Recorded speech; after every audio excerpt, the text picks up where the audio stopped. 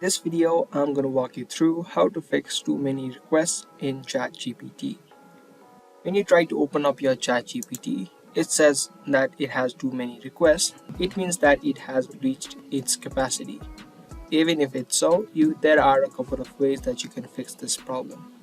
The first thing that you can do is you can try to refresh the page a couple of times, like so. And after you keep doing it for a couple of times, you should be able to work ChatGPT. If it still does not work, you can try to clear the browsing history of it. Press Ctrl and H on your keyboard and it's going to take you to your history tab, and after that you can click on clear browsing data. From here a tab will open up where under basic you can now click on cookies or the other site data and also check cached image and files. After you do that, on the time range, make sure that at least 24 hours is selected, or you can even select higher and then click on clear data.